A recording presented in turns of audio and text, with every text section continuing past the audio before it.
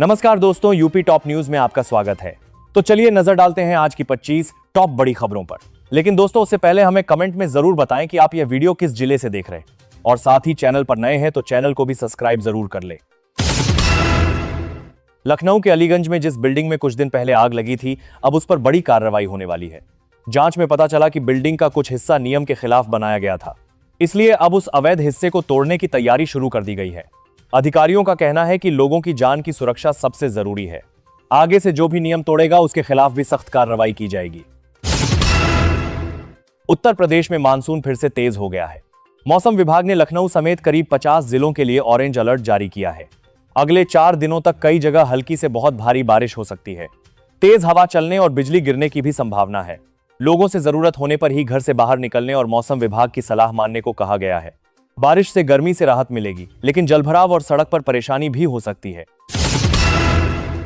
फर्रुखाबाद जिले में एक आंगनबाड़ी केंद्र पर बड़ी लापरवाही का मामला सामने आया है। यहां एक 3 साल का मासूम बच्चा गलती से केंद्र के अंदर बंद रह गया। काफी देर तक बच्चा अंदर ही रहा, जिसके बाद परिवार वालों को इसकी जानकारी हुई। सूचना मिलते ही परिजन और आसपास के लोग मौके पर पहुंचे और बच्चे को बाहर निकाला गया। बच्चे के सुरक्षित मिलने के बाद परिवार वालों ने राहत की सांस ली। घटना के बाद लोगों ने आंगनबाड़ी केंद्र की व्यवस्था पर सवाल उठाए हैं। अधिकारियों ने मामले की जांच कराने की बात कही है। रक्षाबंधन से पहले डाक विभाग ने भाइयों और बहनों के लिए अच्छी सुविधा शुरू की है। अब राखी भेजने के लिए खास वाटरप्रूफ लिफाफे मिलेंगे। इससे बारिश होने पर भी राखी भीगकर खराब नहीं होगी और सुरक्षित अपने भाई तक पहुंच जाएगी। डाक विभाग का कहना है कि इस बार लोग बिना किसी चिंता के डाक से राखी भेज सकते हैं। इससे समय पर और सुरक्षित तरीके से राखी पहुंचाने में आसानी होगी। रामपुर में अब सरकार के आदेश के बाद एलपीजी सिलेंडर की जगह पीएनजी गैस को बढ़ावा दिया जा रहा है। इस बदलाव से जिले की गैस एजेंसियों के संचालक परेशान हैं। उनका कहना है कि अगर ज्यादा लोग पीएनजी गैस का इस्तेमाल करने लगेंगे तो एलपीजी सिलेंडर की मांग कम हो जाएगी, जिससे उनके कारोबार पर असर पड़ सकता है। वहीं सरकार का कहना है कि पीएनजी गैस लोगों के लिए आसान, सुरक्षित और बेहतर सुविधा देने वाला विकल्प है। आने वाले समय में गैस व्यवस्था में यह बदलाव धीरे धीरे लागू किया जाएगा। उत्तर प्रदेश सरकार काम करने वाली महिलाओं की सुविधा बढ़ाने जा रही है। अब जिन दफ्तरों और जगहों पर ज्यादा महिलाएं काम करती हैं, वहां छोटे बच्चों को रखने और उनकी देखभाल करने की व्यवस्था की जाएगी। इससे महिलाओं को अपने बच्चों की चिंता नहीं रहेगी और वे आराम से अपना काम कर सकेंगी। सरकार का कहना है कि इस कदम से महिलाओं को अच्छा और सुरक्षित माहौल मिलेगा, जिससे उन्हें नौकरी करने में आसानी होगी। बाराबंकी जिले के सरकारी स्कूलों में पढ़ने वाले 2,19,000 बच्चों को स्कूल यूनिफॉर्म, जूते, मोजे और दूसरी जरूरी चीजों के लिए सरकार की तरफ से पैसे दिए जाएंगे। इसके लिए बच्चों और उनके माता पिता की जानकारी की जांच यानी डायरेक्ट बेनिफिट ट्रांसफर सत्यापन का काम शुरू हो गया है। सत्यापन पूरा होने के बाद सरकार पैसा सीधे अभिभावकों के बैंक खाते में भेजेगी। शिक्षा विभाग ने स्कूलों को जल्द से जल्द यह काम पूरा करने के निर्देश दिए हैं, ताकि बच्चों को समय पर इसका लाभ मिल सके। जनता दल यानी जेडीयू ने उत्तर प्रदेश विधानसभा चुनाव लड़ने की तैयारी तेज कर दी है। पार्टी अपने संगठन को मजबूत बनाने में जुट गई है।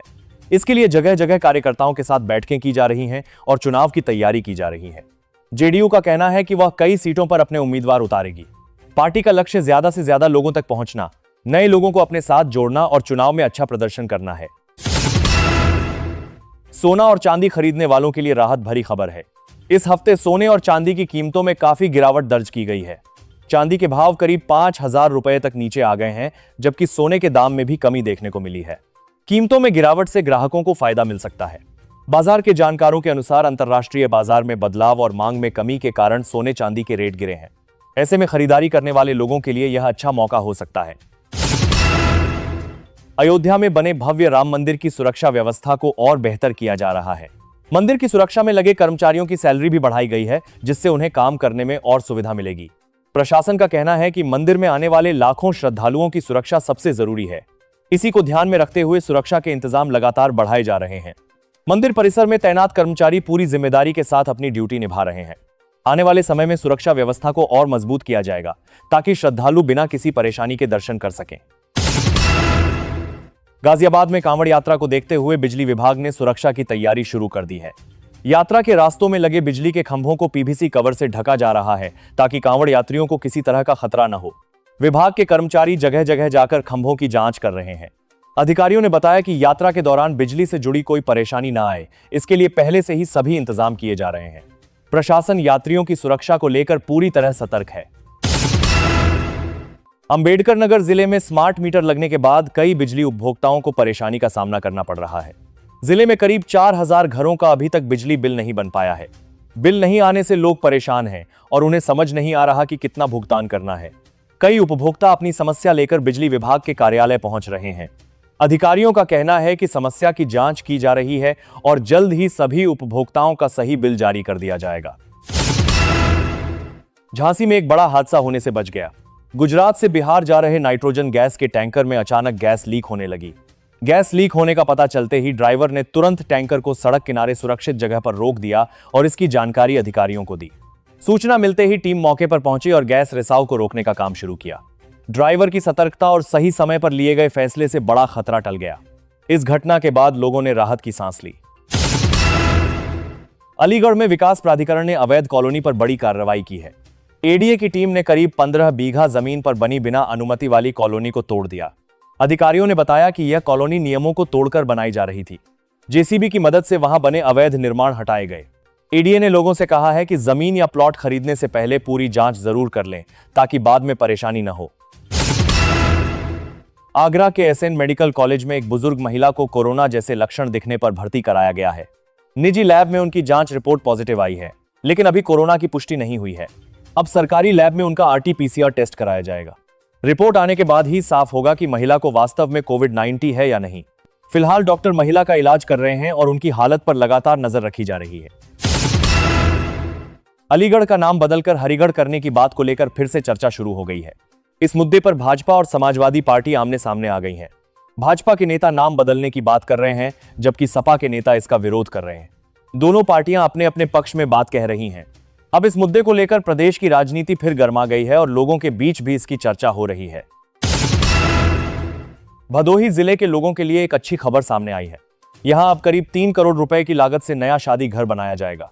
पहले बनाई गई योजना में कुछ बदलाव किए गए हैं और अब नया प्लान तैयार किया गया है। इस शादी घर में लोगों को शादी और दूसरे कार्यक्रम करने के लिए बेहतर जगह मिलेगी। इससे गरीब और आम परिवारों को भी काफी सुविधा होगी। प्रशासन ने इस काम को जल्द शुरू करने की तैयारी शुरू कर दी है ताकि लोगों को इसका फायदा मिल सके। उत्तर प्रदेश में सोमवार से सभी ब्लॉक प्रमुख ब्लॉक का काम संभालेंगे। उनका पुराना कार्यकाल खत्म हो गया है, लेकिन नए ब्लॉक प्रमुख चुने जाने तक वही जिम्मेदारी निभाएंगे। गांव में सड़क, नाली, पानी और दूसरे विकास के काम पहले की तरह चलते रहेंगे। सरकारी योजनाओं का काम भी नहीं रुकेगा। सरकार का कहना है कि इससे लोगों को किसी तरह की परेशानी नहीं होगी और सभी जरूरी काम समय पर होते रहेंगे। उत्तर प्रदेश में हर महीने 1200 यूनिट तक बिजली खर्च करने वाले उपभोक्ताओं को लाइफलाइन टैरिफ का लाभ नहीं मिलेगा। बिजली विभाग ने साफ किया है कि यह सुविधा सिर्फ कम बिजली इस्तेमाल करने वाले घरेलू उपभोक्ताओं के लिए है। ज्यादा बिजली खर्च करने वालों को पहले की तरह सामान्य दरों पर ही बिल देना होगा। विभाग का कहना है कि इस व्यवस्था का मकसद जरूरतमंद और कम खपत वाले परिवारों को राहत देना है। उत्तर प्रदेश में बुजुर्ग और दिव्यांग लोगों के लिए सरकार एक नई सुविधा शुरू करने जा रही है। अब जिन लोगों को चलने फिरने में परेशानी होती है, उन्हें राशन लेने के लिए दुकान तक नहीं जाना पड़ेगा। सरकार उनके घर तक मुफ्त अनाज पहुंचाएगी। इस सुविधा से बुजुर्ग और दिव्यांग लोगों को काफी राहत मिलेगी। सरकार का कहना है कि हर जरूरतमंद तक समय पर राशन पहुंचाना ही इसका मुख्य उद्देश्य है, ताकि किसी को परेशानी न हो। अलीगढ़ से गायब हुई 4 लड़कियों को पुलिस ने पानीपत रेलवे स्टेशन से सुरक्षित खोज निकाला। लड़कियों के लापता होने की जानकारी मिलने के बाद पुलिस ने उनकी तलाश शुरू की थी। जांच के दौरान पुलिस को उनके पानीपत में होने की जानकारी मिली, जिसके बाद टीम ने वहां पहुंचकर सभी को बरामद कर लिया। पुलिस ने लड़कियों को 1 स्टॉप सेंटर भेजा, जहां उनकी देखभाल की गई। पुलिस की इस कार्रवाई से परिवार वालों को बड़ी राहत मिली है। अब आगे की प्रक्रिया पूरी कर लड़कियों को परिवार के हवाले किया जाएगा। गोरखपुर के लोगों को जल्द बड़ी सौगात मिलने वाली है। मुख्यमंत्री योगी आदित्यनाथ शहर के पहले 6 लेन वाले फ्लाईओवर का उद्घाटन करेंगे। इस फ्लाईओवर के शुरू होने से शहर में ट्रैफिक जाम काफी कम होगा और लोगों का सफर आसान व तेज हो जाएगा। रोज आने जाने वाले लोगों को भी बड़ी राहत मिलेगी। प्रशासन ने उद्घाटन की तैयारियां पूरी कर ली हैं। लोगों को उम्मीद है कि इस फ्लाईओवर से शहर का विकास और तेज होगा और आने जाने में काफी सुविधा मिलेगी।